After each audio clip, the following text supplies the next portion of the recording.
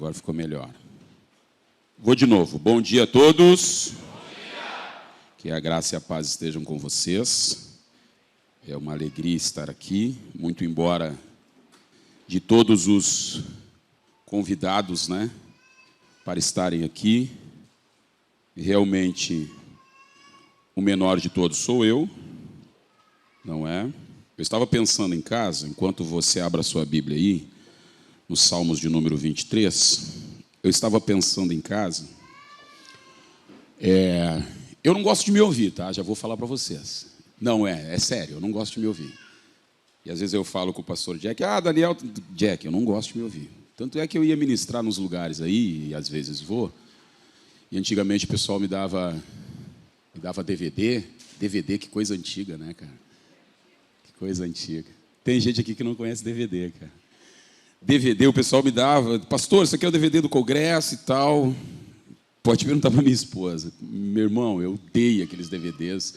Eu disse, filho, vê se você tira alguma coisa de bom desse DVD. O senhor não se escuta, não. Tem quem se escute, que gosta de se escutar para corrigir os erros, eu acho que é válido, né? Mas eu tenho uma dificuldade de me ouvir, eu começo a enjoar da voz, enjoar do estilo. E não. Eu disse, Jack, tem certeza? Eu disse, não, Daniel, vai lá, prega para nós lá e tal. Vai estar umas outras feras lá. Espero que o leão não esteja aqui. Se o leão estiver aqui, amarre-o e lance-o nas trevas exteriores. Onde há prantos e rangers de dente. Mas é uma alegria estar com vocês. Eu tenho um amor muito grande por esta igreja, muito grande. Às vezes quero vir aqui em momentos de culto de vocês, mas os nossos cultos se dão lá na ICEF, né? No sábado à noite. Quarta-feira que eu quero trazer... É quarta que tem o encontro dos homens aqui, né? Ainda é quarta? Eu quero trazer os homens lá da ICEF. A gente está iniciando um trabalho com homens. Estamos recebendo muitos homens com muitas enfermidades. Enfermidades da alma, entre outras. E vocês estão notando aqui, a minha ofegância é por causa das demandas do trabalho da igreja, o meu trabalho secular e tal. E eu quero trazer os homens aqui, mas...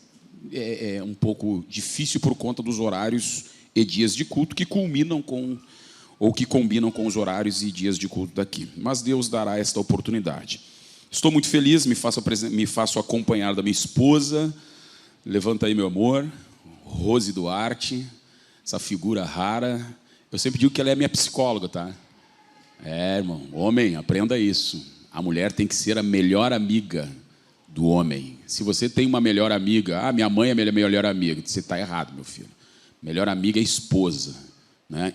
Está como diante, ao lado e ao mesmo tempo na frente. Opa, na frente? Sim, na frente não para liderar o homem, mas na frente para ver defeitos no homem que ninguém consegue enxergar. Então, minha esposa, eu quero louvar a Deus pela sua vida. E a Nathalie Duarte, minha filha primogênita, não é? E a Emily ficou em casa cuidando dos afazeres, porque hoje eu ainda prego à noite. Prego amanhã aqui, nesta manhã, e prego à noite num outro evento na Shalom Church. Por gentileza, como um nascido na Assembleia, esteja de pé em nome de Jesus. Às vezes chegam membros lá na igreja e dizem, pastor, tal coisa. Eu digo assim, filho, liberta-te da Assembleia. Eu sou nascido nela. Minha mãe é uma das históricas da Assembleia de Deus aqui do Sul. Meu sogro também, falecido do meu tio também, que foram obreiros dos suecos que trouxeram o Evangelho. Só brincadeira, a Assembleia é uma bênção de Deus. Salmos de número 23. Eu não sei, irmãos, quando o Jack falou sobre ofertar o melhor sermão, eu não sei, eu até comentei com ele, Jack, melhor sermão, no meu caso, é uma coisa minha, tá? Que às vezes o melhor sermão ele é do momento, né? Do momento. Eu já tentei pregar um sermão em um lugar e depois preguei, enfim, vou usar essa terminologia aí, business, tive sucesso aquele sermão, né, naquele lugar, mas aí preguei no outro e, entendeu? Eu penso que, no meu caso, por favor, um melhor sermão, ele às vezes é para o lugar X, né? Porém, este sermão aqui, que ele é parte de algo que eu estou escrevendo, né? Comecei, parei, agora retomo de novo. Ele tem sido tatuado na minha alma, e eu quero repartir com vocês, e penso que para este tempo que nós estamos vivendo, este sermão se encaixa como uma luva. Tempo de incertezas, né? Especial no mundo, né? A gente tem certeza de onde veio, onde está e onde vai chegar, né? Mas tempo de incertezas aí no mundo, este sermão se encaixa muito bem para este tempo. Portanto, corra os seus olhos do versículo 1, são apenas 6 versículos. Eu quero ler com você estes salmos. O Senhor é o meu pastor, nada me faltará. Deitar-me faz em verdes pastos, guia-me mansamente a águas tranquilas, refrigera a minha alma, guia-me pelas veredas da justiça, por amor do seu nome. Ainda que eu andasse pelo vale da sombra da morte, não temeria mal algum, porque tu estás comigo, a tua vara e o teu cajado me consolam. Preparas uma mesa perante mim na presença dos meus inimigos, unges a minha cabeça com óleo, o meu cálice transborda. Certamente que a bondade e a misericórdia me seguirão todos os dias da minha vida, e habitarei na casa do Senhor por longos dias. Amém. Pode estar assentado. O que se pode tirar de um sermão como esse, de um texto, né, de um capítulo, ou de uma estrofe do saltério? O que se pode tirar que já não tenha sido falado em cima do Salmo 23? Ele está relacionado a alguns dos salmos mais conhecidos, ou dos textos mais conhecidos da Bíblia, não é? É um texto que as pessoas colocam na escrivania, colocam nos para-brisas dos carros, não é? O antigo maná, né, quando se tirava. Eu lembro que a minha mãe, quando nós estávamos em casa, minha mãe tinha o hábito de tirar manazinho, a caixa de promessa, a famosa caixa de promessa. Ela tirava 1, 2, 3 e ela dizia: esse aqui é o Deus Pai falando, esse aqui é o Deus Filho, esse aqui é o Deus Espírito Santo. Duvido que não tenha alguém que não se lembra. Quem se lembra disso, levanta a mão. Jesus, vocês são velhos mesmo, né? Pelo amor de Deus. Minha mãe tirava esses manás, né? E sempre que saiu o Salmo 23, a gente sempre dizia: Deus está falando nessa área, não é? Alguns botam o Salmo 23, o Salmo 91, enfim, aberto na mesa de centro da sala, e dizem: quando o diabo ver o Salmo 23, Salmo 91, ele vai pegar fogo e ele vai embora. Isso aí você só vê em filme de terror, né, irmão? Porque, não, na verdade, a Bíblia, ela só tem efeito na nossa vida quando ela é lida, crida e vivida por nós. Caso contrário, são crendices, são fantasias, produto de mentes equivocadas, não é? A Bíblia tem que ser lida, a Bíblia tem que ser crida, e o ponto mais alto do efeito que a palavra pode ter na gente, a Bíblia tem que ser vivida. E ninguém pode viver a realidade ou as realidades da Bíblia se não ler a Bíblia. E ninguém pode viver as realidades das promessas da Bíblia e ter o cuidado e não fazer aquilo que a Bíblia diz que não é para fazer, se não ler e não crer na Bíblia. E entenda, eu estou só para quebrar um pouco o gelo aqui, e vocês prenderem bem a atenção em mim. A palavra crer, né? Na verdade, a fé, que a gente tanto fala, ela vem do original hebraico emuná, não é? Você falar com um judeu sobre fé, o judeu, ele não vai falar no aspecto fé como a gente normalmente fala, que é crer em Deus para ter as coisas, crer em Deus para ter bênçãos. Não, o judeu nunca vai desconectar a fé da fidelidade. Fidelidade. Para o judeu, fé é fidelidade. É daqui para lá. Não é de lá para cá primeiro. É daqui para lá. A nossa fidelidade daqui para lá, ela vai fazer com que venha bênçãos, direção, proteção e provisão de lá para cá. É a fidelidade. E quando se fala em crer, né? Se fala em crer, se fala em aderir, né? Estar aderido a alguém, estar colado a alguém, estar junto. E aí, isso aí dá pano para manga. Isso aí está ligado ao novo nascimento, está ligado, enfim, à vida de Deus na nossa vida, estar aderido a Cristo e aderido à Trindade. Mas o Salmo 23, ele é acompanhado do 22. Ô, pastor, que descoberta. Não, você vai entender. O Salmo 23, ele é acompanhado do 22 e é acompanhado do 24. Quando os judeus leem o Salmo 23, eles nunca desconectam o Salmo 23 do 22 do 24. Claro que uma boa parte dos judeus messiânicos, eles conectam um pouco mais o Salmo 23 ao 22 ao 24, Porque o Salmo 23, o Salmo 22 é conhecido como o Salmo do pastor que sofre a morte. Você vai encontrar ali, é um salmo profético, né? Você vai encontrar situações da cruz, você vai encontrar palavras da cruz, sentimentos da cruz de Cristo, porque ele é conhecido, de uma forma bem resumida, como o Salmo do pastor que sofre a morte.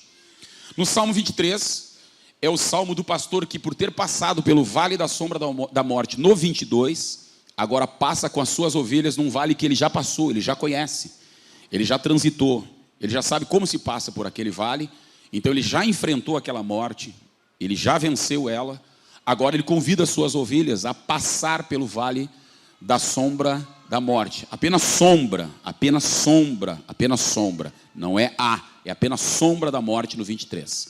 O 24 não é o salmo do pastor que sofre a morte, nem o salmo do pastor que passa com as suas ovelhas pelo vale que ele venceu no 22, da sombra da morte, mas é o salmo que já progride, é o salmo do rei. Por quê? Interessante que o salmo é messiânico, 22, 23 e 24.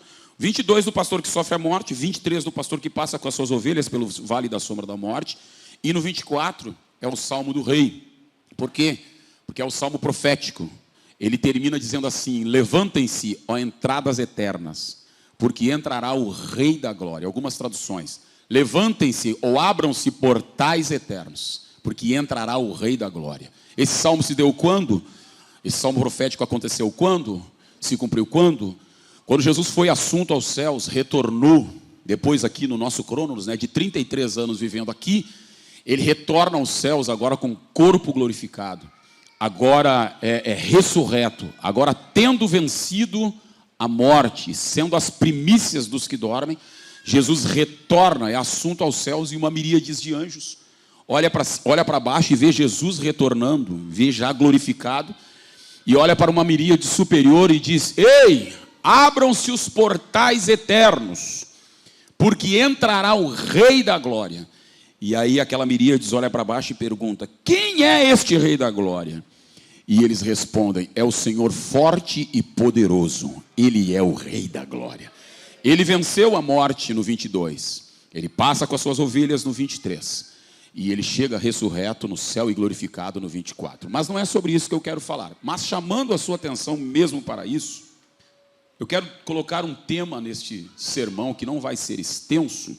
Quero colocar um tema: a proteção que advém de uma comunhão. A proteção que advém de uma comunhão. Veja que o tema que eu coloquei, ele é condicional. Eu não estou dizendo que a proteção ela é tão grande a ponto de você não morrer. Não é isso. Porque, na verdade, para nós, a morte não é o final de tudo. Na verdade, para nós, a morte é o início de tudo. Para o mundo, a morte é o final. Para o pecador, a morte é o final. Porque da morte ali, ele vai para o tormento eterno. E aí tem muitas interpretações escatológicas para se vai direto para a perdição, para o inferno, se espera. Não quero entrar no mérito da questão. Mas para o pecador, a morte é o final. Para o salvo, é o início da verdadeira vida. Eu amo isso. Eu amo isso. Porque isso aqui para Deus é sopro. Você está? Não está. Você está aqui? Não está mais.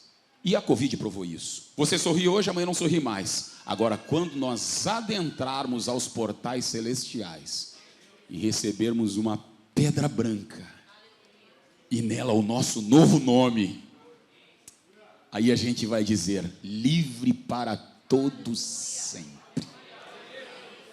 Oh, valeu. Me emociono quando falo isso, porque eu tenho essa esperança ardendo na minha alma. Os Salmos começa de uma forma interessante, a proteção que advém de uma comunhão. Os Salmos poderia começar com pastor e senhor. Pastor primeiro e senhor depois. Mas note que o Salmo começa como Senhor, e Senhor com letra maiúscula, um aspecto da divindade, de comando, de proteção, de direção. Só que eu quero chamar a sua atenção para um artigo que tem no Salmo. Eu vou progredindo aos poucos. Para um artigo que tem nos Salmos. O primeiro artigo que define coisas ou pessoas. Interessante que a possível composição desses Salmos tenha se dado quando Davi está em fuga de Saul. A possível composição desses Salmos tenha se dado quando Davi está num lugar árido. Davi está ameaçado pelo lado de fora por Saul, com muitos soldados, e pelo lado de dentro Davi com bem poucos soldados comparado a Saul, que com inveja de Deus ter substituído o reinado dele, colocado Davi no lugar dele, agora procura Davi para o matar. E possivelmente Davi se oculta dentro deste lugar para fugir da revolta, da ira de um Saul endemoninhado que procura para o matar. E dentro deste lugar árido, olha só que curiosidade, dentro deste lugar árido, Davi, logicamente, aridez, sem água, Davi sem comida, e Davi com alguns poucos soldados ali dentro. Então, em tese, Davi estava ameaçado de morte, poderia ser brutalmente assassinado pelas armas e soldados que Saul tinha pelo lado de fora, ou poderia morrer de sede ou de fome. Interessante que dentro deste lugar, Davi sendo ameaçado do lado de fora por Saul, armado até os dentes, e do lado de dentro, Davi ameaçado por não ter água para beber e não ter comida para comer. Neste lugar, Davi compõe um dos maiores salmos de confiança. Num lugar onde não tinha água, vá pegando isso aí, no lugar onde não tinha água, onde não tinha comida, duas substâncias para viver. E do lado de fora, um Saul totalmente revoltado. Resumindo, ou morre de fome e de sede do lado de dentro, e se sair para buscar, pastor Everton, água, comida do lado de fora, morre assassinado. E aí dentro deste, quero chamar a sua atenção, dentro deste lugar, talvez alguém, talvez Joabe, talvez os amigos de Davi dizendo, cara, mas nós não temos água, nós vamos morrer de sede. E se sair para o lado de fora, nós vamos morrer assassinados. Cara, nós não temos comida. Dentro deste lugar, Davi compõe uns salmos e define muito bem quem, aonde está a sua segurança. Porque ele começa os salmos dizendo assim, ó Senhor. Ele não diz um Senhor. Porque aqui é uma igreja inteligente, é um artigo indefinido, uma pessoa, algumas pessoas. Só que Davi define muito bem em quem está a sua segurança. E eu quero chamar a sua atenção aqui, que Davi não define no que está a sua segurança. Porque ele mesmo disse, uns confiam em carros, outros confiam em cavalos, coisas, seres vivos. Confiam em coisas, em substâncias. Uns confiam na velocidade, uns confiam na força. Porém, nós faremos menção do nome do nosso Senhor Deus. Uns encurvam-se e caem, mas nós nos levantamos e estamos de pé. Davi define bem em quem. Eu quero progredir com você nisso para chamar a sua atenção. Ele diz o Senhor. Ele fala o Senhor porque é uma comunhão. E se você transcorrer pelos salmos, parece que os salmos começam falando de uma pessoa que não está muito perto. Mas o salmo vai transcorrendo e vai dando artigos, nos dando palavras, pronomes que nos identificam que a pessoa já não está mais longe, ela está perto. Os salmos nos chamam a atenção porque ele começa dizendo o Senhor e depois ele progride dizendo tu. Primeiro ele fala o Senhor, como se estivesse apontando, prenda aqui a sua atenção, o Senhor, dizendo para alguém, romancando o texto, o Senhor, Ele é o meu pastor. Só que parece que o salmo vai transcorrendo e a pessoa que o salmista está dizendo começa a chegar mais perto. Pastor Michael. Começa a chegar mais perto e ele já não diz o, ele já diz tu. E quem estuda um pouco do direito, aí, quem estuda essas questões de linguagem formal e informal, sabe que tu é uma linguagem informal. Dificilmente você usa para alguém, não é, que é próximo a você, você diz assim, a vossa excelência. Você usa esses termos nas questões jurídicas, para médico, doutor, fulano de tal, enfim. Mas quando dentro de casa, na comunhão, uma esposa nunca vai chamar o marido de doutor. Nunca vai chamar um membro de meritíssimo. Ela vai dizer, tu, William. Sabe por quê? Porque ela está dizendo, eu tenho comunhão com você. Você está próximo a mim. Você está colado a mim. E os salmos começam dizendo o. E o lindo dos salmos é que ele vai progredindo e vai dizendo, eu já não falo mais para um Deus distante. Eu já falo para um Deus que está perto de mim, que está comigo, que está em mim. O Senhor é o meu pastor. Só que eu quero chamar a sua atenção para o verbo ser no presente do indicativo. Por favor, entenda, eu não estou aqui dando uma aula de português, não. Mas eu quero que você entenda bem essas terminologias dos Salmos. Ele começa falando de alguém que dá está a uma certa distância. E depois diz assim, o Senhor é. E existe sucesso neste salmo, 2 salmos na Bíblia. Tem mais, logicamente tem mais. Mas existem, o sucesso de 2 salmos na Bíblia está em 2 situações em que Deus aparece. Em que Deus se mostra. No 23, nós acabamos de ler, o Senhor é. E no 46, engraçado, no 23 o Senhor é e o Senhor está. No 46 o Senhor é e o Senhor está. E todo o sucesso do Salmo 23 está aí. Está no ser de Deus e está na presença de Deus. Porque não basta Deus ser, Deus tem que estar. Vou repetir para você. Não basta Deus ser, Deus é bom. Mas será que na sua casa a bondade dele se revela? Deus é justo, mas será que na sua casa a justiça dele se revela? Deus é fiel, mas será que na sua casa a fidelidade se revela? Não basta olhar para Deus longe e dizer, oh, o Senhor é bom, o Senhor é longânimo, o Senhor é benigno, o Senhor é misericordioso, o Senhor é justo, o Senhor é amoroso. Esses aspectos da existência de Deus precisam estar tatuados na nossa alma. Tal pai serão seus filhos. Deus não é um Deus bom que está só no céu. Deus é um Deus bom que está na nossa casa. Deus não é um Deus justo que está no céu. Deus é um Deus justo que a sua justiça se manifesta na nossa casa, no nosso convívio, na nossa família. Observe que os salmos, e eu quero chamar a sua atenção, o Senhor é, por favor. Quando se fala do ser do Senhor, eu não posso me furtar disso. Abra sua Bíblia, rapidamente. É um texto conhecido. Êxodo, capítulo 3. Êxodo, capítulo 13, versículo 13. Um dos textos clássicos da Bíblia. Êxodo, a saída, capítulo de número 13, versículo 3 e versículo 13 e 14. Então disse Moisés a Deus: eis que quando vier aos filhos de Israel, ele lhe disser, o Deus de vossos pais me enviou a vós. E eles me disserem, aos filhos de Israel, e eles me disserem, qual é o seu nome? Que lhe direi? E disse Deus a Moisés, eu sou o que sou. Disse mais, assim dirás aos filhos de Israel, eu sou, me enviou a vós. Olha aqui a mim. Aproximadamente 250 nomes de Deus. Lembra que no Salmo 23 ele diz, o Senhor é. Lembra que no Salmo 46, o Senhor é. Agora olhe o que Deus está dizendo para Moisés. Quando os filhos de Israel te perguntarem, pré-saída do Egito, quando eles te perguntarem, não é os egípcios, os filhos de Israel perguntarem, quem é que falou contigo? Quem é que te enviou para nos libertar? Quem é que te enviou para falar com o faraó? E aí Deus vem e responde, parece uma resposta, William, um tanto simples para se dar. Só que quando você vê o eu sou, nesse aspecto aqui, eu sou.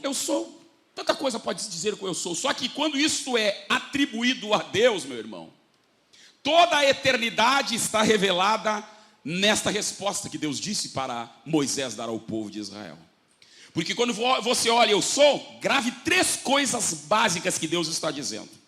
Eu fui, eu sou e eu serei. Pastor, não tem nada de novo nisso, eu já ouvi o pastor Jack falar isso. Legal. Eu fui. Independente dos outros, eles foram, se desapareceram. Eu fui. Eu sou e eu serei. Agora, grave aqui isto. Eu sou independente de você. Por isso que a Bíblia diz, ainda que nós sejamos infiéis, Deus permanece fiel, porque a fidelidade é um atributo moral de Deus.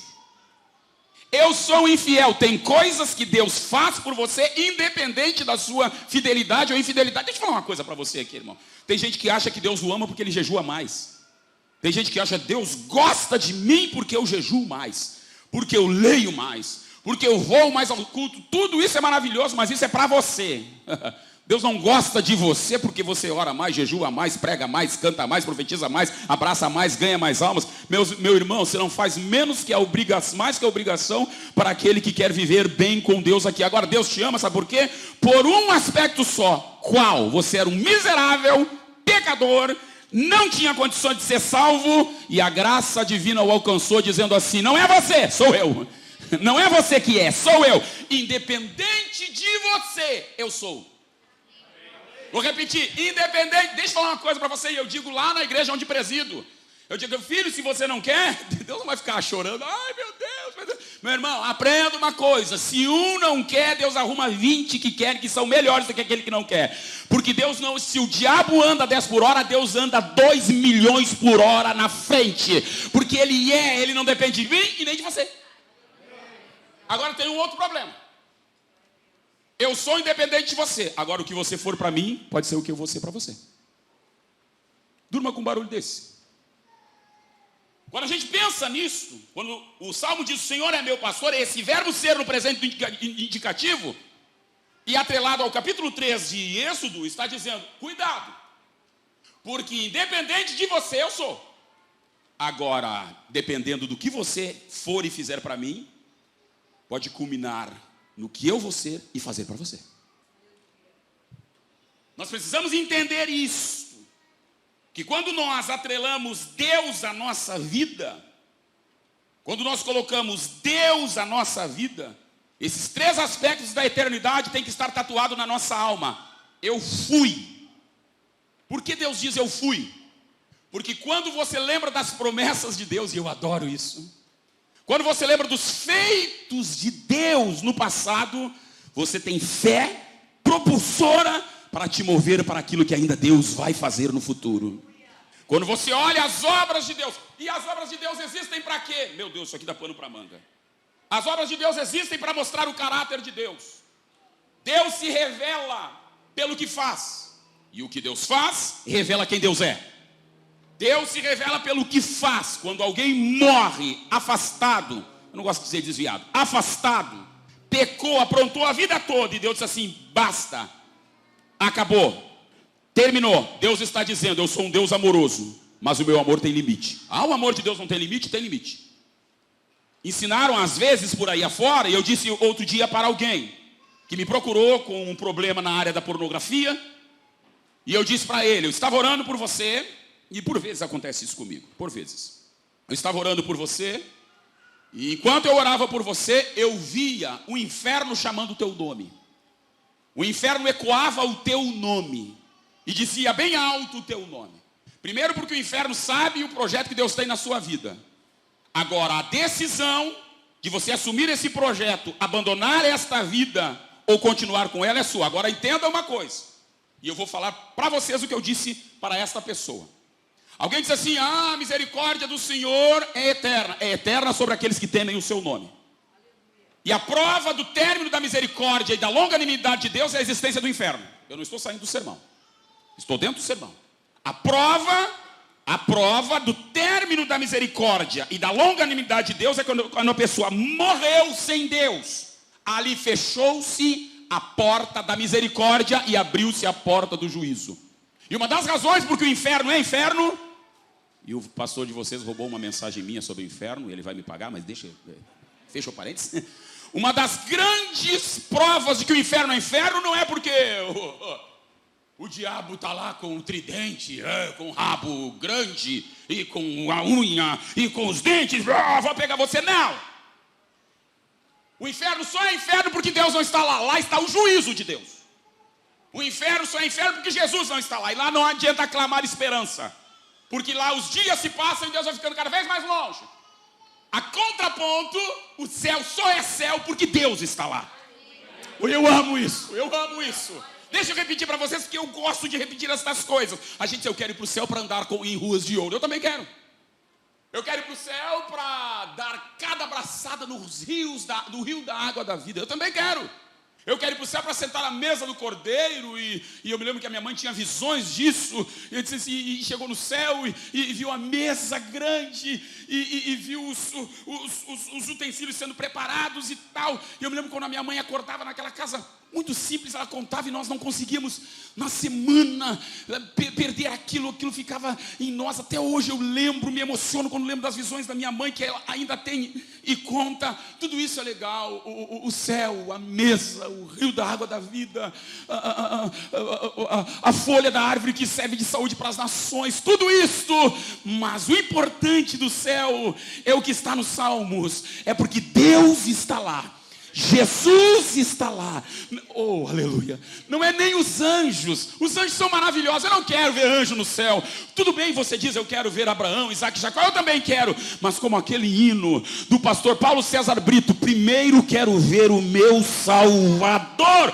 O céu só é céu porque Deus está lá. O Senhor é e o Senhor está. Agora acompanhe-me aí. Você está com o texto aberto, acompanhe-me aí. Quando os Salmos diz, o Senhor é, o salmista estava se lembrando disso.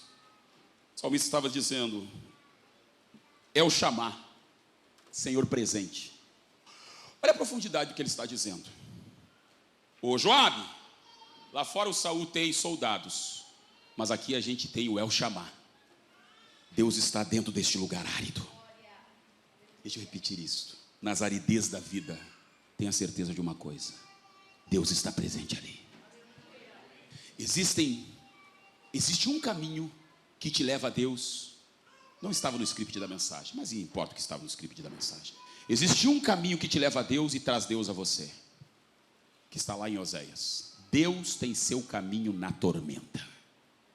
Você não vê nada, você só vê tormenta. Só que tem uma coisa: se você tem comunhão com Deus, essa tormenta só é um veículo, William. Só é uma carreta que transporta a presença de Deus até a tua casa. Ei, calme aí. Eu sei o que eu estou falando. É nas tormentas que a gente descobre quem nós somos, mas também que a gente descobre quem Deus é. Nos paraísos da vida, olha aqui, muito dinheiro no bolso, casa na praia, casa aqui, formação aqui, legal, tá tudo bem. Você não descobre quem Deus é aí, meu filho. Sabe quando é que você descobre? Na tormenta. Nos vales. Está aqui, Nathalie Duarte. Eu vou pregar em um congresso e Deus toma uma profeta. Minha esposa havia tido 2 abortos. Deus toma uma profeta. Dentro da nossa casa parecia que havia o contexto da morte, porque minha esposa abortou por 2 vezes. Parecia que é uma sombra de morte dentro da minha casa. Já crente, já pregando, diácono da igreja, pregando por aí afora. Eu me recordo que eu cheguei na cidade de São Leopoldo para ministrar. Ministrei naquela noite, quando terminou o culto, eu fui buscar um lanche, e quando chegamos, foi importante, profetas de Deus, pessoas que têm essa vibe profética. Quando eu cheguei próximo ao local do lanche, aquela irmã vai dar o lanche, e ela diz assim, antes de dar o lanche eu tenho uma mensagem profética para a senhora, apontou para minha esposa. E a minha esposa abaixou a cabeça. Eu tenho um hábito, quando Deus toma alguém para falar, eu baixo a cabeça, baixamos a cabeça, e ela diz, assim diz o Senhor. Adoro isso, quando é Deus mesmo. Assim diz o Senhor. O presente que a medicina diz que vocês não poderiam ter, este ano o Senhor vai te dar. Não sabia que a minha esposa havia tido 2 abortos. Pois bem, minha esposa engravida. Ela engravida e vem com a gravidez todas as sombras dos abortos acontecidos. Minha esposa engravida e nasce Nathalie Duarte, que está sentada aqui. E trocando a Nathalie, enfim, eu sempre fui muito presente, de ajudar a trocar as crianças e tal. Trocando Nathalie, limpando fraldas, estou colocando fraldas, e de repente a gente observa que ela tem uma perna mais curta do que a outra. Luxação congênita. Nasceu com aquilo. E aí vai todo o processo, sem condições de ter um bom médico, trabalhava na General Motors na época. Por ser um funcionário exemplar, o dono da empresa me chamou, né, e disse assim, olha, o médico da família vai atender vocês. O dono da revenda da Simpala vai atender vocês, Dr. Silvio Coelho. Vocês vão primeiro o ortopedista, depois o Dr. Silvio Coelho, que foi quem operou. Enfim, começamos a operação, Nathalie foi operada, não viram que a Nathalie era alérgica ao Plasil e deram a ela um Plasil. Quando deram a ela um Plasil, pum, apagou a Nathalie. E aí virou a fama do hospital onde estava a menina, que está praticamente morta, talvez 10% de vida, 10% de vida é morte. Leva aqui na Independência, Presidente Vargas, desespero, Deus promete, parece que às vezes Deus diz assim, estou te dando, estou tomando, estou te dando, estou tomando. Tô te dando, tô tomando, tô te dando, tô tomando. E parece que Deus fica brincando com a gente. Agora olha aqui para mim. Leva a Nathalie, coloca a Nathalie deitada dentro de uma maca. Eu estava de férias, Rose foi para casa descansar e eu ficaria aquela noite. E eu me lembro como se fosse hoje, que eu me debrucei sobre o berço e comecei a lembrar das promessas de Deus. Só que aprenda uma coisa, quando você entende quem Deus é e entende que Deus está, você nunca duvida do poder e do caráter divino. Vou repetir de novo. Quando você entende quem Deus é, você usa a frase que Jó usou: Deus deu, Deus tomou, bendito seja o seu nome. E aí eu me lembro que Nathalie deitada, eu debrucei-me e comecei a lembrar disso e disse: Deus, se tu quer tomar, é tua. Se o Senhor decidiu tomar, pega de volta, é tua. E aí comecei a cantar um hino do Voz da Verdade. Deus é o recurso mais supremo, Deus na tristeza é meu alento, é o amigo mais chegado do que o próprio irmão, a razão. E comecei a cantar, e cantar, e cantar, e a lágrima descer, e descer, comecei a cantar. Daqui a pouco eu comecei a cantar um hino da harpa cristã, que quando ela estava no ventre de Rose, eu cantava e ela se mexia toda. Comecei a cantar um hino de Santa Ceia. Eu li que Jesus fora preso, de dor a minha alma vibrou. E aí de repente, quando eu comecei a cantar, começou a se debater aquele berço. Ela estava semi-morta, mas começou a se debater aquele berço. E ela, no se debater, arrancou aquela máscara. E a palavra dela era mamã, papá. E eu gritei: enfermeira, enfermeira, mamã, papá, enfermeira, enfermeira. Os enfermeiros vieram, a menina estava viva. E para prova disso, ela está aqui, assentada, ouvindo o que eu estou falando. Não duvide, nos lugares áreos da sua vida, se Deus está lá, você tem garantia de vitória. Deus presente. Por favor, eu não quero avançar o horário. Deus está. Quando o salmista diz o Senhor é, ele está dizendo Yahvé Shalom, Deus de paz. Estou pregando isso para alguém essa manhã. Está em guerra? Se Yahvé estiver presente lá. Aleluia. O segredo da paz não é as coisas, não são as coisas. Tem gente que tem coisas, mas não tem paz. O segredo da paz é a presença do príncipe da paz dentro de casa. Eu não estou falando coisas evasivas e nem coisas distantes de alguém que foi criado numa família muito pobre. Eu não faço aqui apologia à pobreza, à miséria. Não, espírito de miséria, vai embora. Não, mas eu não posso esquecer da onde eu fui criado. Eu sempre nado para frente, mas olho no retrovisor. Porque foi a criação. Eu falava para os pastores, alguns obreiros ali, os pastores. Eu fui adotado por uma família de suecos. Um casal de suecos que mandava donativos para minha mãe. E a minha mãe vendia para comprar comida para os filhos. Aqui, Loma do Pinheiro, Vila Mapa. Minha mãe é uma das pioneiras da Assembleia de Deus. Criado numa família de uma casa pequena com os 6 filhos à volta. Mas, de uma coisa eu tenho certeza. Deus estava naquela casa de madeira. Deixa eu repetir, Deus estava lá e a paz de Deus reinava lá. E Yahvé Shalom estava lá.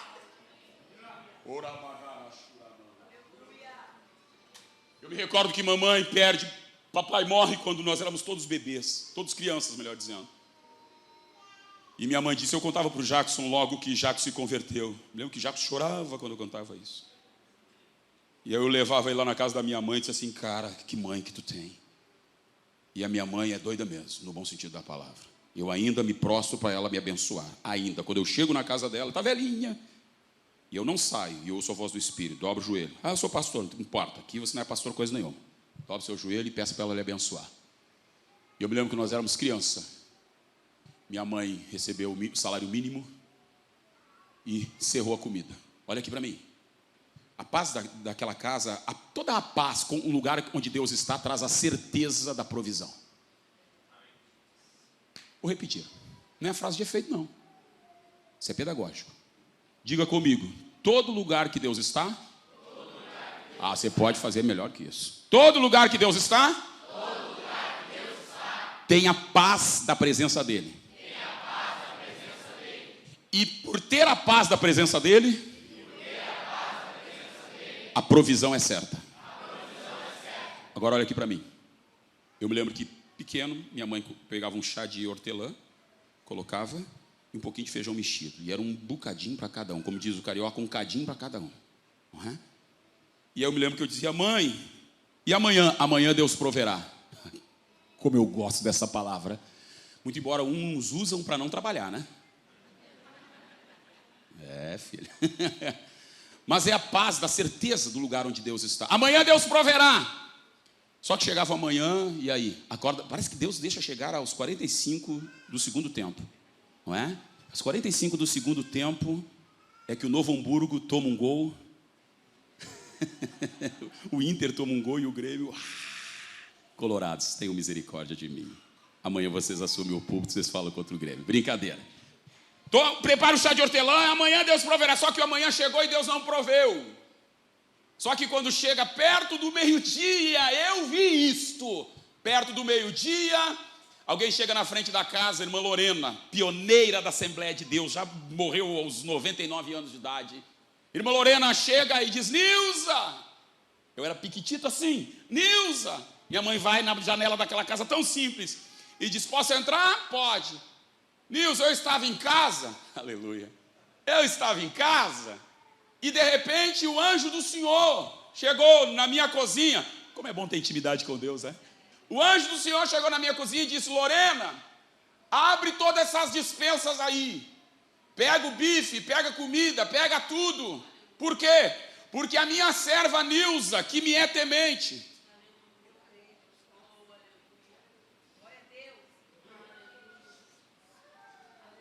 está com os filhos à volta da mesa. E ela disse numa oração agora, o salmista falou, fui moço e hoje sou velho, e nunca vi um justo desamparado. Justo. Desamparado, e nem a sua descendência mendigar o pão. Você precisa entender o peso desta palavra sobre você e sua casa, quando você é justo. Quando você, pai, é justo, esta justiça faz refletir nos teus filhos, e eles não vão mendigar o pão, porque a presença de Deus está na sua casa, papai, e você vai ensinar a justiça de Deus, e os seus filhos vão ser amparados no futuro.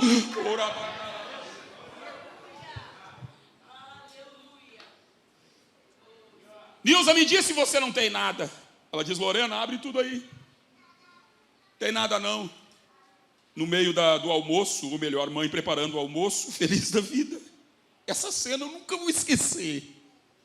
Eu dizia, Jackson, eu não sou crente porque prego. Eu nem pregava na época. Você acha que eu dou tanta importância? Pergunta para minha esposa, eu boto a meninada a pregar lá, às vezes me escondo, porque eu tenho certeza, irmão, Deus não precisa mais provar mais nada para ninguém. Se rasgarem todas as Bíblias, disser, não tem mais uma Bíblia no mundo, Deus não existe, eu vou dizer, claro que Deus não existe, Deus é. E o fato do ser dele, ele provou na minha infância. Eu não tenho crise de identidade. Eu me criei sem pai, mas não tenho falta de pai. Sabe por quê? Eu sei quem Deus é na minha vida, pelas coisas que ele fez dentro da minha casa e ainda faz dentro da minha família. Provisão. Deixa eu correr para concluir. Eu não vou conseguir pregar, porque isso aqui é fruto de um livro. Isso aqui está dando um livro. Quando o Salmo diz, Deus é Jeová Yahvé Rafá, o Deus que cura. Olha aqui para mim. Sabe o que o salmista estava dizendo? Olhe para mim. Quando ele diz Deus é, o salmista estava dizendo, Deus presente. Independente do lugar árido e sem comida, Deus está aqui. Caraca, Deus está aqui. Meu irmão, eu teria um livro para contar de coisas que eu vi Deus fazer na minha casa.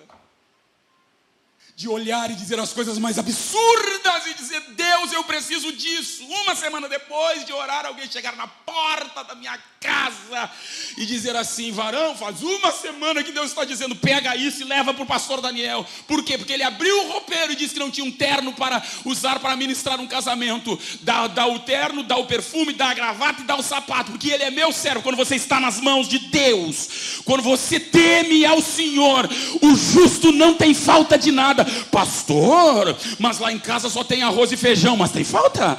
Pastor, mas lá em casa não tem dinheiro para comprar iPhone, mas tem um xig-lig que você pode usar. O justo não tem para sobejar, justo não tem para jogar fora, justo justo tem o necessário que Deus dá. Não entendeu? Deus não joga provisão fora, Deus não joga unção fora, Deus não joga poder fora. Deus dá poder e tudo que nos dá é para ser usado e é o suficiente para termos e repartirmos com os outros. Quem está entendendo essa palavra? Deus presente. Quando o salmista diz, Deus é meu pastor, é o Elion, Deus inigualável. Quando o salmista diz, Senhor é meu pastor, é o Raí, Deus que tudo vê. Está vendo o Saul lá do lado de fora e está me vendo aqui dentro. Caraca, isso é maravilhoso. Quando ele diz Deus é Yahvé Palet, Deus libertador. Saul quer me matar, mas Deus está aqui dentro comigo e vai me libertar das garras de Saul. É o Caná, Deus zeloso. É o Shaddai, Deus todo-poderoso. Saul pode ter 4.000 soldados lá, mas o todo-poderoso está aqui dentro desse lugar árido comigo. É o Elohim, Deus no controle. Aleluia, adoro isso. No controle. Deixa com todo respeito, mas eu preciso falar. Você acha que Lula está no controle? Está enganado.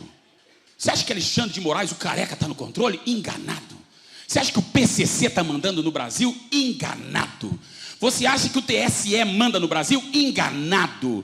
Você acha que algum homem mortal ama no Brasil? Olha aqui para mim, estou caminhando para o final dessa simples mensagem, depois eu volto para completar ela. Olha aqui para mim. Sabe quando é que eu vejo o poder de Deus, a falibilidade humana? Quando eu vou nos velórios. Ih, pastor, sim, quando eu vou no velório. Todas as vezes que eu entro no velório, seja de rico, seja de pobre, às vezes eu olho ali e digo assim, meu Deus, esse aqui é o cara que ameaçava, esse aqui é o cara que matava, esse aqui era o rico, poderoso, o arrogante, que não obedecia a ninguém, que fazia, acontecia. Agora, aquele que era o machão está dentro do caixão e 4 outros mortais carregando ele, que depois serão eles, né? Assim é o homem, né? Machão, corajoso, faz e acontece, acaba ali. O dia que eu vi o meu irmão morto e fui chamado no IML, minha esposa diz, não quero que tu entre, assim, eu vou entrar, preciso ver meu irmão. Quando eu chego que eles vão pegando aquelas etiquetas no IML e eles abrem, eles olham Marco Aurélio, Marcos Alexandre, eles abrem aquele fecho e eu olho o meu irmão nu, morto dentro de um saco preto, eu me lembro da voz do Espírito. Assim acaba a arrogância humana, assim termina a sabedoria humana. Só que eu tenho uma coisa para dizer para você: Deus controla tudo, nada sai do controle dele. Nada, não, você não entendeu. Nada sai do controle dele. Ninguém nasce se ele não quiser que nasça. Ninguém morre se ele não quiser que morra. Ele tem o controle. Você que está me ouvindo aqui, com todo carinho a você. Ah, eu tenho, eu posso, eu faço. Você não tem nada que não venha dele. Você não faz nada que não possa ser por ele. Você nem respira se não for por ele. Sabe por quê? Ele tem o controle da vida. Se ele quiser, ele suga o fôlego de vida de todos e nós caímos como os espantalhos no chão. Mas eu dou glórias a Deus, porque Ele vive, Ele mata, Ele faz descer a sepultura, faz tornar a subir dela. Ele tira reis lá de cima, tira o pobre do monturo, coloca a se sentar com os reis da terra. Sabe por quê? Ele controla tudo e todos. Quer uma prova disto? Lá está o Titanic, ou o Titanic. Nem Deus destruirá. O capitão diz que quando viu aquele iceberg que passou pelo casco do navio, sabe o que ele disse? Eu vi como se fosse o dedo de Deus rasgando o casco de uma ponta a outra. Cazuza, quando deu a última baforada, ele disse assim, uma baforada de maconha, ele disse assim: ei Jesus, essa vai para ti. Morreu cadavérico, acabado. Sabe por quê? Todos aqueles que se levantam contra Deus, Deus acha graça deles. Deixa eu dizer uma coisa, Salmos 46, eu estava lendo ontem no original hebraico: aquietai-vos e sabei que eu sou Deus, serei exaltado entre as nações, serei exaltado sobre a terra. Quando eu fui mexer nesse negócio, sabe como é que o original hebraico está escrito? Deus está dizendo para o seu povo e Deus está dizendo para os inimigos. Deus está dizendo para o seu povo: aquieta-te, te acalma, eu sou Deus, eu vou ser exaltado, acalma, isso vai ter solução. Fica calminho aí, calma, você não vai morrer de depressão, você não vai viver de tarja preta, calma, essa família vai dar certo, calma. Deus olha para os inimigos e diz assim: desistam, não tentem mais, parem com isso, porque eu vou vencer, eu vou achar graça de vocês, desistam, vocês estão acabados. Aí Deus olha para o seu povo e diz assim: ei, te acalma, porque Senhor, igreja brasileira, eu sei que as mensagens da Vintage vão para todos os cantos. Escute isso, igreja brasileira. Nós estamos com medo do socialismo, estamos com medo do Alexandre de Moraes, estamos com medo da miséria que está direcionada para o Brasil. Ei, tem uma coisa que você precisa lembrar. Alguns anos atrás, um gaúcho de Erechim chamado Oswaldo Aranha deu voto Minerva para que Israel se tornasse uma nação. Não entendeu ainda? Deus não joga palavras fora. Deixa eu usar uma frase da juíza Tânia Teresa: a Bíblia não tem letras fúteis e palavras inúteis. Tudo que está na Bíblia tem o peso de estar ali. Então vai lá. Deus disse para Abraão: abençoarei os que te abençoarem e amaldiçoarei os que te amaldiçoarem. Não entendeu ainda? Deus está conversando com o Brasil, mas a mão de Deus está sob a promessa que Ele deu a nós brasileiros, porque Deus tem o controle. Eu sinto a autoridade do Espírito aqui. Estou pregando como assembleiano dos velhos tempos. Está preocupado por quê? Está desesperado por quê? Você acha que Deus está no céu dizendo: meu Deus, e agora o que eu vou fazer com aquele crente? Para de graça, meu irmão. Se faltar a provisão, Deus manda um corvo lá para tua casa. Ah, você duvida disso? Você acha que Deus mandou o corvo só para o profeta? Você acha que isso que está na Bíblia aqui é uma fábula que aconteceu só para eles? O mesmo Deus deles é o mesmo Deus nosso. Deixa eu correr aqui. God's encontro, meu irmão. Está no controle. Deus é o Kadosh, o Deus Santo. E o Vajiré, Yahvé Jiré, Deus provedor. Yahvé Tzidkenu, Deus presente. Yahvé Nissi, nossa bandeira. Isso tudo está no começo de uma frase de um salmo. Só que aqui eu concluo o sermão. Olha aqui para mim. Senhor é o meu.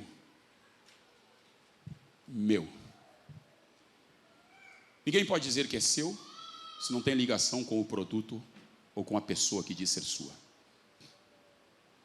Pastor, o que o senhor quer dizer? O tema que eu falei do sermão no começo. O sermão é condicional. A promessa é condicional. Proteção que advém de uma comunhão. E o meu já diz tudo isso. Pronome de posse. Se Deus tem posse de você, leia o resto dos salmos, você vai ver. Se Deus tem posse de você, folheia aí. Deus tem posse de você? Folheia aí, Salmo 46. Nós já partimos para concluir.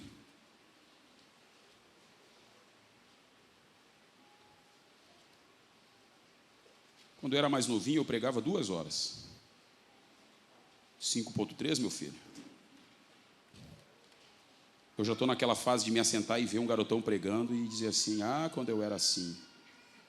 Você está brincando? Vai chegar. Eu profetizo que vai chegar a tua hora. Dizia um amigo meu de Minas Gerais: existe um ministério na igreja que não precisa nem convidar. Vai cair lá mesmo que não queira. Qual? O ministério da melhor idade. Pastor Everton, todo ministério a gente convida, vem, homens, vem. Quando chega o da melhor idade, que ele vê, meu Deus, e agora? A gente abre os braços: bem-vindo, filho. Salmos 46, grave isso. Olha assim, ó, como começa. Deus é, grave isso. Deus é, o quê? Nosso refúgio e fortaleza, socorro bem presente na angústia. Efeito 2, pelo que não temeremos, ainda que a terra se mude. Deus é. E ainda que os montes se transportem para o meio dos mares, Deus é. Isso é lindo de ver. Versículo 3, ainda que as águas rujam e se perturbem, ainda que os montes se abalem pela sua braveza, Deus é. Olha a afirmativa: há um rio cujas correntes alegram a cidade de quem? Deus. O santuário da morada do Altíssimo. Olha o versículo 5, Deus está no meio dela, não será abalada. Eu tenho um casamento feliz. Tem? Por quê? Porque eu viajo, eu compro o que eu quero, eu tenho uma vida financeira estabilizada. Deus está lá? Não tenho bem certeza, então você é infeliz. Eu tenho dinheiro, Deus está lá? Não está, então você é infeliz. Porque toda felicidade está em a presença de Deus estar em um lugar. Se Deus está com você, fica tranquilo. Fica light, fica em paz. Olha aqui o Salmo 23, uma conexão do Salmo 22. O Salmo 23 aparece Salmo 22 aparece em desgraças naturais. Rios que rugem, montes que se transportam. Aí vem uma voz que diz assim... Só que tem uma coisa interessante, aqui eu parto para a conclusão. Versículo 6. As nações se embraveceram, os reinos se moveram, ele levantou a sua voz e a terra se derreteu. Onde Deus está, se ouve a sua voz, mesmo que seja no silêncio. Ih, agora eu não entendi. Deus está no lugar e não está falando verbalmente, audivelmente. Deus não precisa falar com a sua voz. A execução das obras de Deus mostram que Deus está falando alguma coisa. Me prova, Jeremias, desce à casa do oleiro. Já estou te dando a gueixa aqui, meu irmão. O oleiro trabalha nos lugares baixos da vida. Deus trabalha nos lugares baixos. Os homens trabalham em lugares altos. Disse Gisiel Gomes. E eu acho que é uma frase copiada de Spurgeon. Enquanto os homens fazem outros homens, a fama de outros homens, em 5 anos, 10 anos, Deus leva no mínimo 20 anos para fazer um real homem se manifestar. Porque Deus trabalha, Deus moe o homem nos lugares baixos da vida. Ei, Jeremias, desce tu à casa do oleiro. E quando ele chega lá, olha aqui para mim. Quando ele chega lá, ele vê o oleiro trabalhando sobre as rodas. Com aquele pino central, uma roda que faz girar aqui com os pés, e aquele barro que vai acima, ele vai moldando. E o barro se quebra na mão do oleiro. E se o vaso, depois, pronto, pudesse dizer alguma coisa, ou se o barro, sendo manipulado, pudesse dizer alguma coisa, ia dizer: por que me fazes assim? Por que deixa isso acontecer? Só que o oleiro, quando ele trabalha no barro, ele não conversa com ninguém. Pergunte para quem trabalha no barro, os mais antigos. Ele diz: a atenção total é no barro, para que saia um vaso bom. As desgraças que aconteceu na sua vida, você acha que saiu do controle de Deus? São os pés e as mãos de Deus. E das mãos dele sai a voz dele dizendo: eu sei o que eu estou fazendo. Isso vai dar certo. Calma. Senhor, por que não fala? No silêncio aprendi que Ele está a me moldar. É no silêncio que Deus trabalha. Só que o silêncio de Deus também é a voz dele. Aonde Deus está, se ouve ecoar o som da sua voz. Saia daqui com 2 coisas. Saiba quem Deus é para você. E saiba que se Deus for e estiver na sua casa, a presença dele traz o suficiente daquilo que você precisa para viver. O Salmo termina, e não poderia terminar melhor. O Salmo transcorre-se, como disse Charles Swindoll. Se você ainda não comprou, Charles Swindoll, compre. Charles Swindoll disse que Deus é engraçado. Como diz o pastor Messias, Deus é uma graça. Porque ele bota a gente como se colocasse dentro de um ônibus, né, e passa pelos lugares áridos da vida. E a gente diz: não vai abrir o ônibus para me deixar aqui, ou enfim. Aí Deus passa pelos jardins da vida e diz: oh, que jardim bonito. E a gente pede: Deus, abre para me descer um pouco. E Deus não responde, como o piloto daquele ônibus, como o motorista do ônibus, vai levando e chega no lugar horrível. Chega num lugar, num aspecto terrível. E Deus abre a porta, como disse Charles Swindoll numa linguagem poética. Deus abre a porta e diz assim para você: desce. Desce que eu te espero lá fora. Quando eu terminar, eu te espero lá. E aí você: Deus não pode me deixar aqui. Desce. E se reclamar no vale, vai passar mais tempo. Se glorificar no vale e agradecer, vai encurtar o tempo. Agora, se reclamar, vai ficar mais tempo. Desce. E aí você fica desesperado, achando que vai morrer. Deixa eu dar uma notícia para você. Deus não te deixa morrer no vale. Porque aquele vale ele já passou no 23, no 22. Ele já sabe os atalhos do vale. Porque no 22 ele passou por ele. Você está no 23, meu irmão.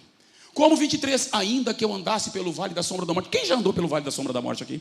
Quem já andou? Levante bem alto a mão. Tem muitas mãos que não levantaram. Pois eu dou uma notícia para você. Você vai andar um dia.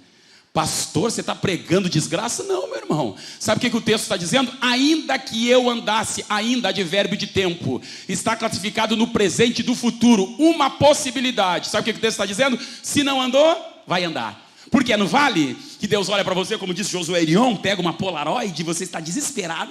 Vou morrer. E Deus disse assim: deixa eu tirar uma foto para mostrar você quando você sair do vale. Você está desesperado. Meu Deus, eu vou morrer. acabou tudo. Assim, chorão, olha para cá, chorão. Pá! Aí Deus pega, tá, acho que vai morrer. Quando você sai do outro lado do vale, eu amo isso. Você já não sai como entrou ou como estava no meio do vale. Você sai dizendo como o salmista: foi-me bom ter sido afligido para que aprendesse os teus estatutos. Sabe o que o salmista está dizendo? O vale não é para matar, o vale é para ensinar, o vale é para adorar, o vale é para glorificar, o vale é para obedecer. Você vai sair melhor do outro lado. Como você lidar com as marcas do vale é o que vai ditar o que você vai viver. Tem gente que entrou no vale e saiu pior. Saiu amargo. Deus permite que você tome o fel, mas não amargue. Ainda que eu andasse pelo vale da sombra da morte, não temeria mal algum. Lembra o que eu falei no início? Tu estás comigo. Não é mais o Senhor. Tu. É um artigo como se fosse uma palavra, um subsídio de intimidade. Uma palavra de intimidade. Tu estás comigo. Olha aqui para mim. Tua vara, teu cajado me consola. Como se estivesse conversando com alguém. Sabia que nós vamos entrar no vale? É? Sim. E aí? O que você acha? Não tem medo nenhum.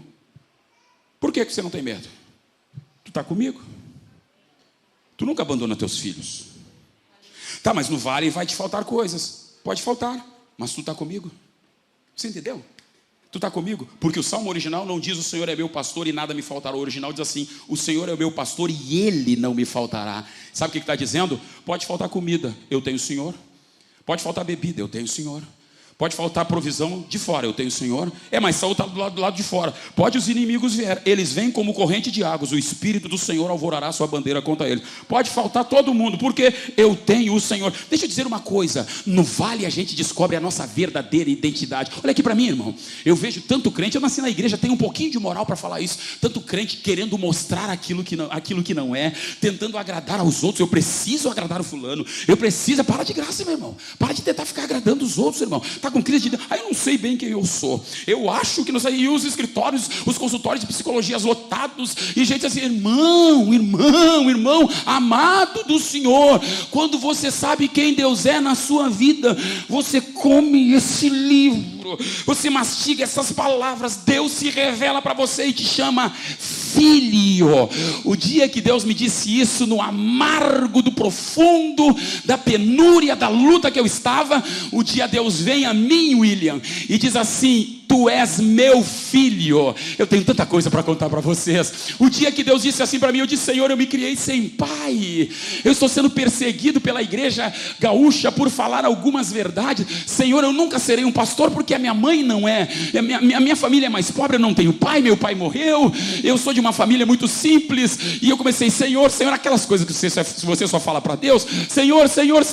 E aí eu estou orando e alguém chega do meu lado, me abraça e diz assim: Senhor, pega o Daniel no teu colo, porque o Daniel disse agora, e ninguém ouviu, só eu e Deus.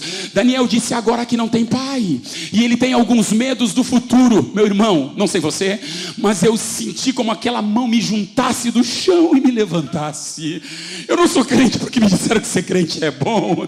Eu não leio esse livro só para ser uma teologia vaga, rasa. Este livro tem tido efeito na minha vida, na minha casa. Por mais de dias eu trabalhava numa concessionária, eu ia contar para os outros o que me aconteceu. Eu tinha que sair correndo, me esconder no carro, e eu sentia aquela mão me juntar. E nos momentos mais absurdos, escute isso, já concluí. Nos momentos mais absurdos da minha vida, William, Deus tomar um profeta lá no Rio de Janeiro e dizer assim: falo contigo para afirmar a tua identidade. E você já sabe quando eu falar isto: eu sou o teu pai e eu sou o teu melhor amigo. Você pode ter sido criado sem pai, você não pode não ter bons amigos, só que tem uma coisa: se você andar pelo vale da sombra da morte, há um pai que vai do seu lado, há um amigo. Há um amigo que vai do seu lado. Pastor, eu tenho problema com a sexualidade porque não tenho pai. Você não achou Deus ainda, meu filho? Me faltou pai. Pastor, eu tenho problema de aceitação porque me faltou pai. Psicólogos, com todo respeito a vocês, eu conheço o maior dos psicólogos, o maior dos psiquiatras, o melhor dos remédios acima de tarja preta que te faz dormir a noite toda. Eu conheço um remédio que diz assim: ei, você tem pai, então em paz você vai se deitar, em paz você vai se levantar, porque eu te faço habitar em segurança. Você tem que saber quem é Deus. Não é o que Ele pode dar, é o que Ele pode ser. Deitado em faz em pastos verdejantes, guia-me mansamente às águas tranquilas. Guia-me por veredas de justiça, atrai-me a si. Chama para Ele. Refrigera a minha alma. Está atormentado com o calor da provação? Deus refrigera a tua alma. O centro das... Ai, meu Deus. O centro das emoções. Quem pode ir no centro das emoções? Os profissionais do comportamento humano. Legal. Mas muitas vezes as emoções estão ligadas ao espírito que está longe de Deus. Ai, meu Deus, eu preciso terminar esse sermão. Se seu espírito estiver longe de Deus, esqueça psicólogo. Eles podem ajudar, mas não podem resolver.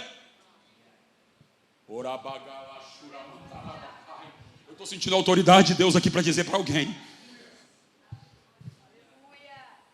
Pastor, eu estou procurando isso, aquilo. Eu disse para uma mulher lá na rua, lá na igreja: você precisa ter um encontro com Deus. Porque a gente, como pastor, tenta, essa época do mimimi, tenta suavizar. Porque você diz, não, você precisa ter um encontro com Deus. Sabe por quê? Porque Deus atua no teu espírito. Olha aqui para mim. Se o espírito está caído, a alma está de pé. E se a alma está de pé, atestado de óbito para você. Por quê? Você será comandado pelas suas emoções e a alma está ligada às coisas da carne, muitas das vezes. Ela pende para as coisas da carne. Porque o seu espírito não está diante de Deus. Agora, quando o seu espírito está em contato com Deus, Pai, amigo do vale, dos vales, aquele que é, aquele que está, o espírito está em contato com Deus, está dizendo para a alma: te aquieta, espere em Deus, minha alma. Por que eu tenho que esperar em Deus? Porque eu ainda o louvarei. Deus quer curar gente aqui de síndromes esta manhã. Não, eu entendo porque vim pregar esta palavra. Eu tentei fugir dela, eu tinha mais uns 20 sermões para pregar. Mas Deus disse assim: é esse o Senhor? Não, não, é esse que você vai pregar. Deus trouxe você aqui para dizer: a tua cura não está no psiquiatra, a tua cura não está na tarja preta, a tua cura não está no psicólogo. Vou parar de ir. Não é isso. Deus está dizendo para você: me busca, leia a minha palavra, tema o meu nome, e à medida que você chegar perto de mim, o teu espírito perto da minha presença vai segurar a tua alma. E se os problemas da psique humana estão ligados à alma, então vamos lá. O teu espírito perto de Deus vai dizer assim: te aquieta, alma, te aquieta, não chora, não perde a esperança. Vamos lá, alma, vai dar certo. Vamos lá, te levanta, vamos lá. Quando vê, a sua alma está controlada pelo seu espírito, porque você está perto do amigo e perto do Pai. Esteja em pé. Ainda que eu andasse pelo vale da sombra da morte, não temeria mal algum, porque tu estás comigo, tua vara, teu cajado me consolam. Olha aqui para mim. Preparas uma mesa perante mim na presença dos meus adversários, unges a minha cabeça com óleo, meu cálice transborda. Certamente que a bondade e a misericórdia me seguirão todos os dias da minha vida. Sabe de onde veio esses últimos textos? A cultura do fugitivo, que estava sendo perseguido por um ladrão, por um assassino. Escute isso, conclusão do sermão. Ele via o salteador atrás dele e ele corria. Chegava numa casa, William, e perguntava: tem exílio aí? E alguém disse: não, aqui não. E ele ia para outra casa: por favor, tem um ladrão correndo atrás de mim, tem um exílio aí? E ele: não, aqui não tem. Quando ele chegava numa casa: por favor, tem um ladrão, um assassino atrás de mim, quer me assaltar, fazer-me mal, tem exílio aí? Entra. Só que o dono da casa não poderia proteger a pessoa, mesmo que ela estivesse dentro de casa. Tinha que algumas coisas acontecer. E dobre a sua atenção agora. Tinha que algumas coisas acontecer. Quando ele entrava dentro de casa, a mesa estava virada para a porta. Quando ele entra dentro de casa, ele dizia assim: senta-te à mesa. Aí o fugitivo se assentava à mesa. Ele vinha, botava todas as iguarias. O fugitivo podia comer. E para o judeu, a mesa é comunhão, koinonia. Quando o ladrão chegava, ele via: está dentro de casa, está sentado à mesa, é amigo do dono da casa. Não posso entrar. Só que ele via, mas tem que acontecer mais duas coisas. Enquanto ele estava comendo, vinha o dono da casa e vinha com um óleo virgem e derramava sobre a cabeça dele. Por isso que a Bíblia diz: em todo tempo sejam alvos os teus vestidos e nunca falte óleo sobre a tua cabeça. A Bíblia está falando cabeça? Está falando crânio? Não, está falando do homem interior. Nunca falte óleo sobre o teu espírito, sobre o teu homem interior, porque é isso que vai afastar Satanás da tua casa, da tua vida, do teu casamento. A presença de Deus, o óleo. Terceira coisa, ainda posso entrar. O dono da casa vinha, pegava o cálice e enchia até transbordar. Símbolo de alegria. Primeiro, comida, símbolo de palavra. Segundo, óleo, símbolo do Espírito Santo. Terceiro, vinho, símbolo da alegria e da comunhão. Três coisas que nós precisamos ter para que Satanás não nos leve de arrasto pelas desgraças da vida. Estar envolvido com a palavra, estar envolvido com o Espírito Santo, estar envolvido com a alegria da comunhão entre os irmãos. Vou repetir porque isso é pedagógico. Três coisas. Quantas coisas? Ai, você já cansou, meu irmão? Eu ia pregar até as 4 da tarde, irmão. Quantas coisas? Primeiro, envolvido com a palavra. Segundo, envolvido com o Espírito Santo, com a unção do Espírito Santo. E terceiro, envolvido com a comunhão com a igreja. Três coisas. Se não anotou nada dessa mensagem, anote e aplique isso à sua vida. Só que terminaria, William. Ele sairia daqui. Esse culto vai terminar, você vai embora. Pastor Jack não vai para sua casa, pastor Everton não vai para sua casa, pastor Mike não vai para sua casa, os obreiros não vão para sua casa, eu não vou para sua casa, ninguém vai para sua casa, é você e seus desafios. Terminava, ele saía de casa, minha esposa Rose, saía da casa do fugitivo, a casa de quem deu exílio, e disse assim: agora você tem que ir embora, você não pode ficar aqui, você tem que enfrentar as agruras da vida, você tem que ir para fora. E ele se levantava e saía: mas e agora? Não, fique tranquilo, eu vou colocar uma escolta ao seu lado. Sério? No Salmo diz assim: bondade e misericórdia. É como se colocasse 2 cães de guarda do lado do cara. Diz assim: você não vai sozinho. A bondade vai na esquerda e a misericórdia na direita. Adoro isso. A bondade vai na frente. Quando ele chegasse, ele poderia falsear e cair? Sim. Agora grave uma coisa: bondade é o quê? Bondade é graça. Graça é o quê? É favor que você não merece. Não entendi, pastor. A graça te salva e a misericórdia te levanta se você cair. A graça te salva, você é salvo pela graça, mas não diz que você não vai cair. A Bíblia diz: aquele que está em pé, cuide para que não cair. E se eu cair, a misericórdia te levantará. Então vamos lá? Você está andando pela vida, a graça está dizendo: ei, te salvei. Ih, está falseando aí, misericórdia, levanta ele. Ei, tá titubeando aí, a graça vem, misericórdia, levanta aí. Enquanto você viver, a graça não vai te faltar e a misericórdia também não. Só que você vai morrer um dia, e eu amo isso nos Salmos. Se Jesus demorar a arrebatar a igreja, muitos de nós iremos passar para o lado de lá. Agora grave isso na sua alma. Os Salmos terminam assim: bondade e misericórdia me seguirão. Só que no original não é me seguirão, andarão ao meu encalço. Olha aqui para mim, meu encalço. Sabe o que é para o judeu? Encalço, equilíbrio e direção. Enquanto você viver nessa vida, você mesmo nas horas das crises terríveis que você passar, não te faltará equilíbrio e não te faltará direção. Porque a bondade e a misericórdia andarão agarradas no teu calcanhar. Só que você vai morrer. O Salmo termina aí? Não. Meu irmão, olha só. As provisões dos outros deuses é até a sepultura. Do nosso não. A provisão de Buda é até a sepultura. A provisão de outros deuses é até a sepultura. A provisão do cristão que teme a Deus, eu amo isso. Depois da sepultura é que começa a vida maravilhosa. Não entendi, pastor. Bondade e misericórdia me seguirão todos os dias da minha vida aqui, e habitarei na casa do Senhor por longos dias. Sabe o que é o termo longo? Termo indefinido. Não entendi. Sabe o que está dizendo? Quando tudo acabar aqui e eu morrer e eu partir, eu vou viver com Deus nos longos dias da eternidade. Se eu tiver o Senhor e Ele for meu,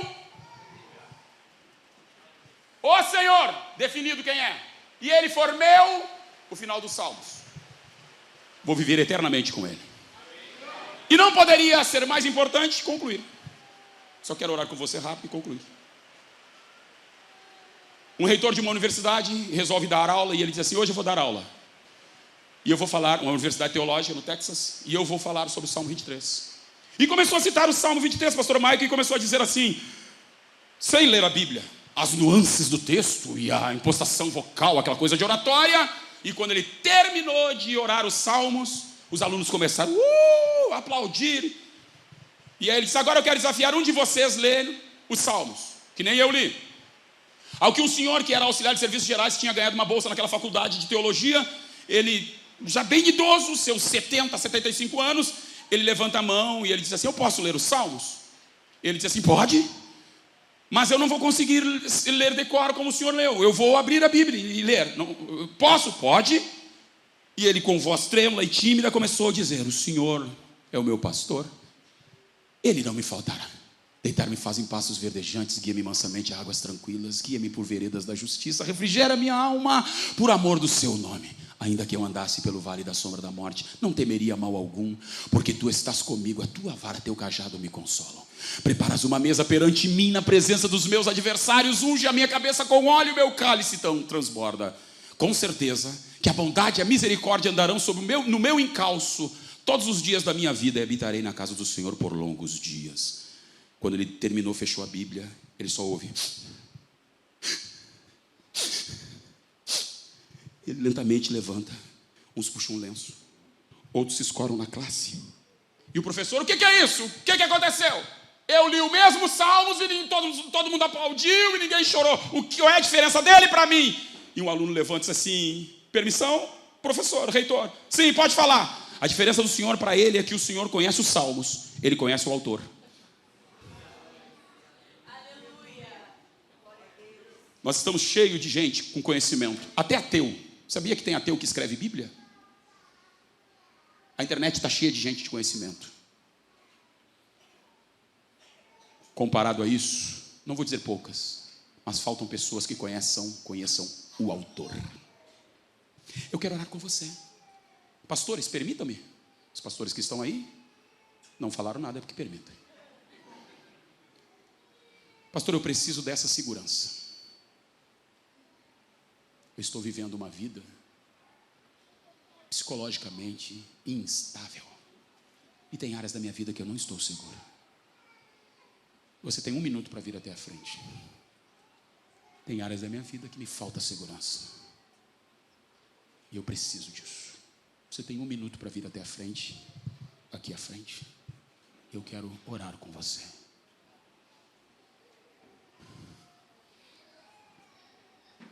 Sabe o que eu amo pregar aqui? Que vocês prestam atenção naquilo que é dito. E eu tenho dito isso lá na igreja. Nós precisamos ter uma igreja que a segurança, meu Deus, não está no dinheiro. A falência tem batido a porta de várias empresas. Se você tiver segurança no dinheiro, eu te dou um conselho: desgrude dessa corda vulnerável que é o dinheiro. Segurança está na minha sabedoria. Eu conheço, eu sei, eu estudei, eu aprendi. Se der alguma coisa no seu cérebro e você ficar insano e esquecer de tudo, provou que a sua mente, sua sabedoria não valeu de nada. Olha aqui a mim. Eu conheci alguns muito ricos no Rio de Janeiro. Alguns deles convivi. Ricos. E ricos, muitos deles da igreja. Só da igreja. Mas quando, dentro do seu escritório, conversando com eles, vi alguém entrar e disse assim: cara, eu preciso te falar que o teu filho estava na Olegário Maciel, e o pessoal, que é uma rua que tem na Barra da Tijuca, e o pessoal do condomínio está dizendo que está vendo teu filho se drogar. Não pode. O dinheiro não resolveu nada. Pais que os seus filhos estão se prostituindo. Eles têm dinheiro, mas não têm o coração dos seus filhos. Não tem Deus em casa. Pastor, eu entendo do comportamento psicológico. Tem coisas que não é comportamento psicológico. Tem coisa, o teu espírito precisa estar perto de Deus. Levante as mãos para cá. Senhor, eles estão aqui na frente não é pela minha pessoa, é porque o Senhor falou à alma deles, ao espírito deles. É bem possível que aqui na minha frente, ou na frente deste altar, diante do Senhor, tenha pessoas que têm síndromes terríveis. É bem possível que passou na mente de alguém: te mata, tira a tua vida. Aquela voz que sussurra de Satanás dizendo: quando você tirar a sua vida, você vai descansar desse mal. É bem possível que alguém aqui que esteja à frente deste altar está dentro de um vale. Oralamashura mandarai, karamandará mashura mandará bagai. Orecala mandarai, joremacia candará mandoricia karamassuria. É bem possível que para alguém aqui já preparou tudo, já disse: por esses dias eu vou dar cabo à minha vida. Eu poderia dizer: não sei porque estou orando isso. Eu sei porque estou orando isso, porque o teu Espírito me direciona a orar isto. Se não, o Senhor não estiver na casa, não guardar a casa, em vão vigia a sentinela. Tudo que esta pessoa fez foi vão. Tudo que ela tentou foi vão. Se o Senhor não edificar a casa, em vão trabalham aqueles que tentam edificar. Há pessoas que estão aqui que trabalham, estudam, leem, pesquisam, mas eu quero te pedir: Deus presente, Deus no controle, Deus nossa justiça, Deus nossa paz, Deus nosso provedor, Deus nossa bandeira, Deus nossa justiça, Deus nossa longanimidade. Eu quero te fazer um pedido, Senhor. Se elas quiserem, elas saem deste culto olhando para o lado, olhando para si, dizendo: que bom, porque tu estás comigo. Que bom que eu estou te levando para minha casa. Eu sinto a tua presença aqui. Orabagaraxuramandarai. Senhor, que elas saiam daqui, eles saiam daqui, chegando em casa, eles digam: Senhor, quero ficar mais um pouco contigo. Não te ausenta daqui. Senhor, nós estamos vivendo um tempo de incertezas na nossa nação, um tempo de certezas no estado do nosso Rio Grande do Sul amado, da nossa cidade. Senhor, há uma potestade sobre essa cidade de tristeza, de reclamos, de desespero. Quanta gente saindo daqui, indo embora daqui, dizendo: eu vou para Santa Catarina, mas as turbulências vão atrás. Os inimigos vão atrás. Tem gente que foi e voltou. Foi para Santa Catarina, e quando chegou em Santa Catarina, Rio de Janeiro, São Paulo, Estados Unidos, quando se assentou o problema, disse: eu vim junto na mudança, eu vim junto no avião, eu vim junto dentro de você. Senhor, ninguém mais vai fugir do lugar. Sabe por quê? Porque onde o Senhor está é céu. Nós não esperamos entrar no céu para sentir o Senhor. O Senhor já faz deste lugar um céu, porque o Senhor está conosco. Que a tua mão esteja sobre os teus filhos. E eu quero te fazer o último pedido: que o Espírito deles esteja perto do Senhor, que o Espírito deles esteja junto do Senhor. E quando isto acontecer, alma, teus anseios, tuas inclinações, tuas paixões, teus medos, alma, você será controlada pelo Espírito que estará perto e junto de Deus. O Senhor é o pastor deles, e o Senhor está com eles. Ainda que as águas se rujam, ainda que os montes se abalem pela sua braveza, há um rio cuja corrente alegra a cidade de Deus, o santuário da morada do Altíssimo. Deus está no meio dela, não será abalada, não será abalada. Eu profetizo para você agora pela palavra: Deus está na tua casa, não será abalada. Deus está no teu casamento, não será abalado. Deus está na tua vida, homem. Você não vai deixar a tua casa, porque Deus está aí, Deus está aí, Deus está na Vintage, Deus está na Vintage. O satanismo não vai chegar aqui, porque Deus está aqui. Ninguém vai derrubar o pastor Jack, porque Deus está na casa dele. Ninguém vai acabar com a vida dos pastores, porque Deus está aqui. Ninguém vai permitir que os nossos jovens e adolescentes se envolvam com a homossexualidade, porque Deus está nesta casa, Deus está na tua vida, Deus está com você. Se crê nisso, dê o seu melhor aplauso ao Senhor, e Deus os abençoe no nome de Jesus. Glória a Jesus.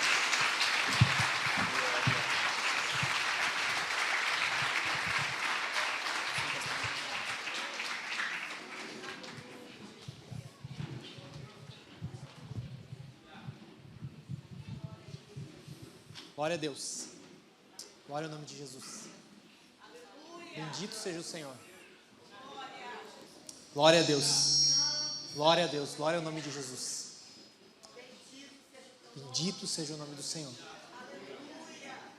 Eu lembro que eu disse para vocês, quando esse culto começou, que Deus tinha grandes coisas. Glória ao nome de Jesus. Glória ao nome do Senhor. Meus irmãos, é Jesus, não tenho o que dizer. A presença do Senhor, a graça de Deus.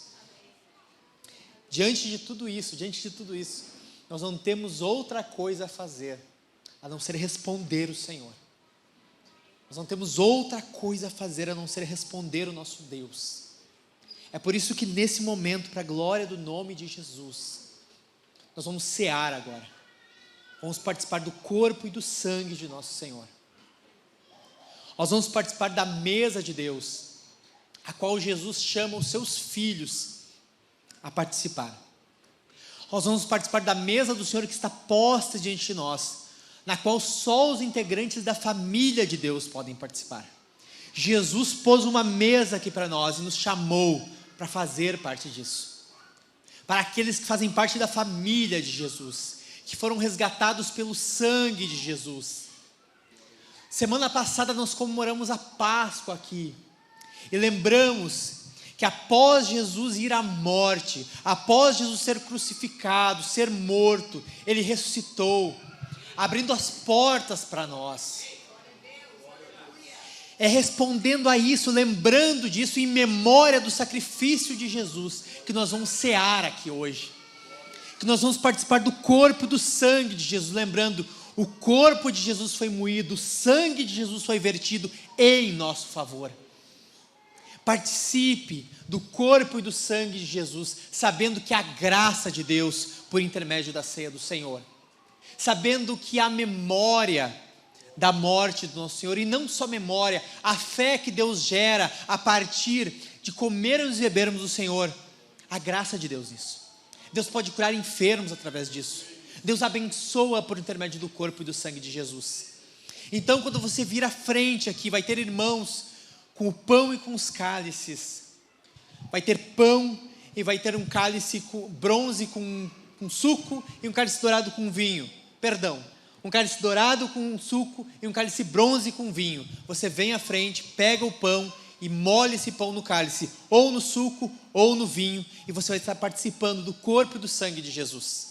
Venha lembrando os teus pecados, confessando os teus pecados ao Senhor e participando do corpo e do sangue de Jesus. É um momento solene. Participarmos do corpo e do sangue de Jesus é um momento solene. Nós fazemos isso em memória da morte de nosso Senhor. Mas nós também alegramos nosso coração por sabermos que fazemos parte disso. Quando nós comemos do corpo e do sangue de Jesus, nós atestamos, confessamos que nós temos parte com Jesus. Então venha com esse espírito participando do corpo e do sangue de Jesus. Você também vai cantar aqui, a banda vai subir, depois que nós orarmos, e ela vai estar aqui conduzindo o louvor. O culto não acabou, é uma bênção, uma graça de Deus. Continue louvando ao Senhor, exaltando o nome de Jesus, usando a voz que Deus te deu para cantar, para louvar o Senhor. Use a voz que Deus te deu com todo o ímpeto, com toda a força, louvando o Senhor. Até a última música, você canta ao Senhor. Até o fim do culto, você exalta ao Senhor, respondendo a palavra de Deus. Amém? Amém? E não menos importante, você vai ofertar também. E parece que quando chegamos na parte da oferta, parece ser algo tão material, mas a bom disso, a graça de Deus no meio disso tudo, é que Deus trabalha com coisas materiais e coisas espirituais, e estando em Cristo, não há mais divisão. O nosso corpo adora a Deus, o nosso espírito adora a Deus, as nossas finanças louvam o Senhor. Então, através da tua generosidade, através do teu coração desprendido, oferte ao Senhor. Vai ter os gasofilácios atrás, vai ter os caixotes para você depositar dinheiro físico. Poucas pessoas ainda usam esse instrumento, mas se você trouxe as suas moedas, se você trouxe as suas notas, você pode depositar no gasofilácio. Deus vê a tua generosidade. Você pode também ofertar por intermédio dos cartões. Tem máquinas de cartões com os irmãos lá atrás. Eles vão estar com as máquinas, vocês ofertam através das máquinas também. Você pode ofertar pelo Pix, tem os quadros do Pix também. O importante, seja abundante nas suas ofertas.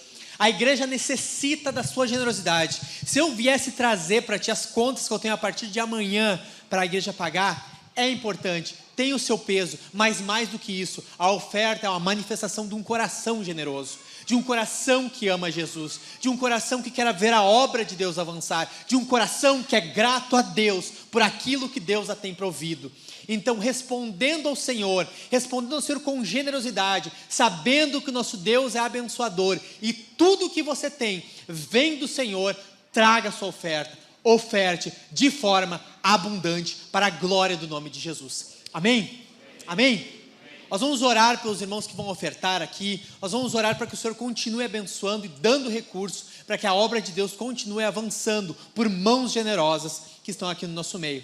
Vamos orar e depois a banda vai estar aqui conduzindo a música e você continua louvando ao Senhor. Curva a sua cabeça. Nosso Deus, nós nos alegramos em Ti, Senhor, porque o Senhor nos dá a oportunidade de glorificarmos ao Senhor, de louvarmos o Senhor, de ouvirmos a pregação do Evangelho. Bendito seja o nome do Senhor. Ó Deus, abençoa aqui os irmãos que trarão a sua oferta, Senhor. Os irmãos que serão generosos.